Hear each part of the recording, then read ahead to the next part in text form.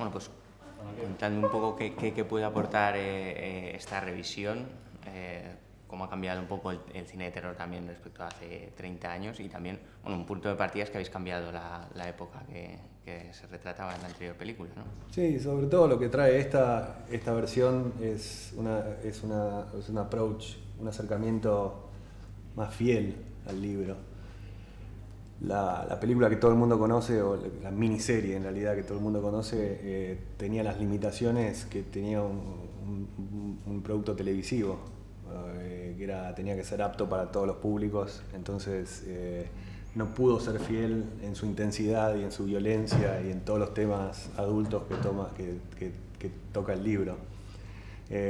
Nuestra película tiene la calificación R, por lo cual le pude dar rienda suelta a todas las imágenes más retorcidas, pero en general una fidelidad de la historia. ¿Se podría entender esta película como una metáfora del miedo que se está viviendo ahora? Y no sé si te lo digo porque parece ser que la solución final es enfrentarse uno a los miedos. Sin duda, es una buena lectura esa. Yo creo que, bueno, King esta historia la escribió en los 80s, cuando el miedo como herramienta era algo que ya se venía usando hace mucho tiempo, pero que en los 80s tenía un sabor, ya tenía un protagonismo especial por lo que estaba pasando en Estados Unidos. El final de la Guerra Fría y los 80s y la guerra de las galaxias, como le decían. Entonces había una paranoia. Bueno, Estados Unidos vivió distintas etapas de paranoia a lo largo de los años, y los escritores más lúcidos y observadores siempre lo usaron en su narrativa.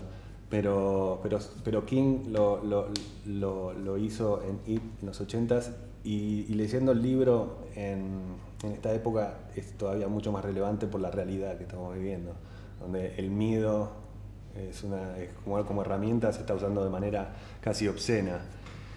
Nosotros rodamos la película durante las elecciones, ¿no? Entonces fue realmente ver todo el proceso y seguir en negación completa.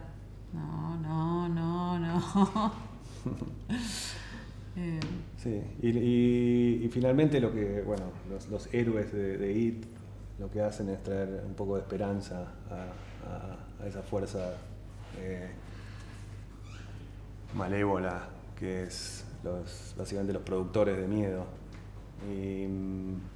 Y hay un mensaje de unión ahí y de creencias unificadas que me parece que tenemos que reconocer y que tenemos que escuchar, porque en definitiva es darse cuenta de que los miedos que te venden no son reales.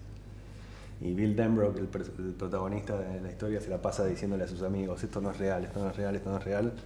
Y a tu pregunta, si es una metáfora de lo que está pasando hoy en día, 100%. Sí.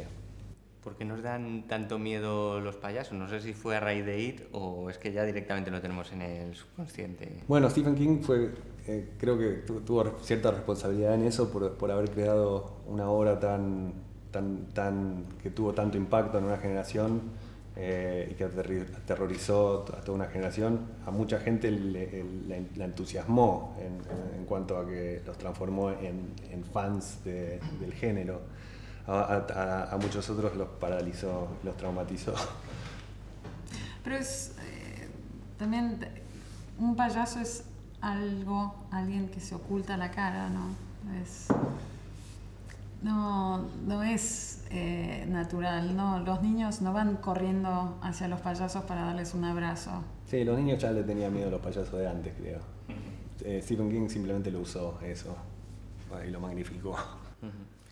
¿Es más terrorífico aún el miedo con niños, cuando se cuenta una historia con niños que lo están sufriendo? Para mí lo que tiene las historias con niños es que te involucra de una manera muy especial, porque todos nosotros fuimos niños y nos acordamos de esa experiencia emocional donde todo se vivía de una manera tan intensa. Entonces hay hay una identificación directa. Cuando contás una historia con niños es más fácil de identificarse emocionalmente con eso porque es una época de la vida donde que todo el mundo tiene una memoria emocional. Y contar una historia en cualquier género que sea, si la gente si no enganchás a la gente desde el punto de vista sentimental y si no les importan los personajes, es como que te cae el efecto de la película. Entonces hay muchas películas de terror a las cuales no les importa esa identificación o que te preocupes por los personajes porque no sé por qué, pero para mí siempre fue muy importante. Yo crecí leyendo a Stephen King, es una gran influencia en mí como contador de historias y para mí esa identificación es una parte esencial de contar las historias.